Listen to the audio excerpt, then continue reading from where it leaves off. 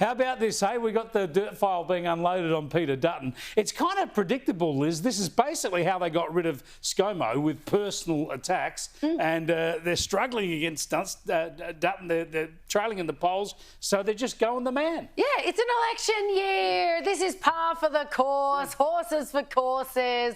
The Libs would be doing exactly the same thing if the shoe were on the other foot. This is what the parties do. And hey, if you've got it, you've got it. They know that they can ride on the back. And this is actually a sad fact about Aussies and our tall poppy syndrome. They can ride on the fact that there will be people who are jealous and despise Dutton for having been so successful with such a property portfolio, even though he's like, hey, I bought my first one in high school. Like, give me a break. We started young and we've reaped the benefits. That is something that should be celebrated. That is something that's just like, oh, good for you, mate. You got in while the going was good. But they know that they can rely on a certain percentage of the population to be like, well, this stinks. But what actually does stink, I think, are those banking shares that he purchased. Previously, no share trading whatsoever, hadn't purchased any shares, and then the day before the government bailed out. No, that's rubbish. That's rubbish. Hey, I was around then. There were banking guarantees and support for the banks being made every month at that time, and that was all in the paper. Go for it. You two go for it. But the timing seems miraculous. No. That is the day you decided to wait. No. The first the day before the I've got to give Justin a go. I've got to give Justin a go. But the fact is, banking guarantees came in months earlier and kept being upgraded all the way through that period. Justin, this has got a backfire on Labor, isn't it? Because it also it brings people straight back, surely, to Copacabana and the beach house on the cliff. I mean, it's horses for courses. Yeah. I was enjoying that little tussle. You didn't have to stop it on my on my account, mate. And I actually agree wholeheartedly with Liz. Aren't we sort of blowing this out of proportion here? This is a little bit all part of the rough and tumble of what you do in an election campaign. And let's not forget the office that Peter Dutton is going for here. He wants to become Prime Minister. Name me a Prime Minister that we didn't test out and ask these questions of and try and dig away. And yes, it is actually the job. Look, let's call this an election campaign. We're in one right now. It's the job of the Labor Party to go after the Liberal Party and back the other way. Isn't that what we want? Isn't that what we want them to do? Well, no, not with a dirt file. They've got to stack it up, and it is a dirt file. And I'll name you one. And I'll name you one. Oh, let me think. Let me think back to a recent leader who didn't have his life scrutinised. Oh, Bill Shorten. It was that far back, like one Labor leader back. Let's go to Matt Kean, a former Liberal politician, the former New South Wales Liberal Treasurer and Energy Minister, climate evangelist, got a good job from the Labor Party. He's now worried that he might get sacked if Peter Dutton wins the Prime Ministership. He says, I'm not going to be bullied or silenced for standing up for the science and the evidence by Ted O'Brien, the opposition spokesperson, or anyone else. Nor will the reality of climate change be bullied or silenced by political pressure.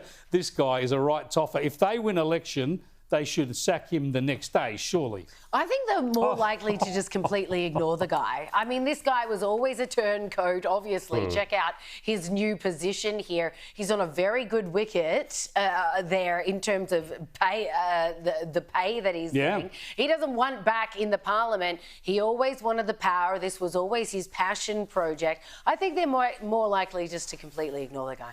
Yeah, he loves to talk about the science. This is a guy who's pretending his decisions are going to change the climate, Justin. He's going to change the climate. There's no science in that.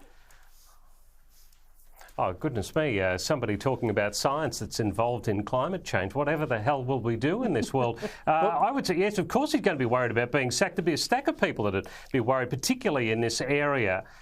In climate change, there'd be a stack of people that would be worried about Peter Dutton getting in that job, that they would get the sack. I think he's sort of put his cards on the table, how he feels about these things. So I think that's kind of fair, isn't it? Look, in case he's watching, I'd just like to say to Matt Kean, I know a bit about science. I've read a lot about the science, and you can put your little head to sleep at night knowing that whether you're sacked or not, it won't change the climate, mate. It won't change the climate.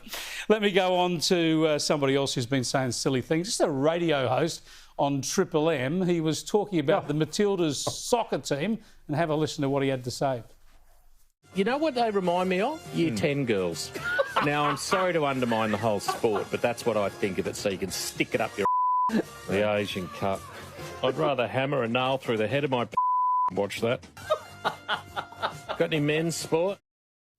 Now, apparently he wasn't on air this morning, Justin. Everyone upset that he's demeaning women's sport. Well, yeah, if people want to demean women's sport, let them go ahead. I think it's pretty silly because, hey, presto, are men faster, stronger, taller than women? That's hardly a breakthrough. But so if you want to sort of demean women's sport, but he was just so crass and crude about it. Is that what people listen to over breakfast? Oh.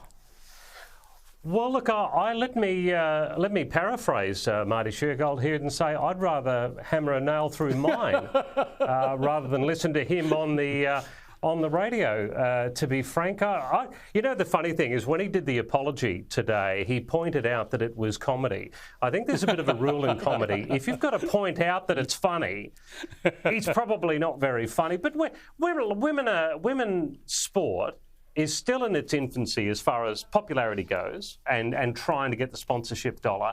They don't need the help of these kind of gags. I think they're up against it enough as it is, and to be poked fun of like that, I think most people are up for fair game. But look, the main thing is I'm offended as a radio host because it's just bloody lame. It's pretty horrible stuff. Yeah, if it's not your cup of tea, just say so. Yeah. Or if you can't say something nice, say nothing at all. This struck me as very Carl Sandilands. Remember that, Liz? Very Carl Sandilands-esque.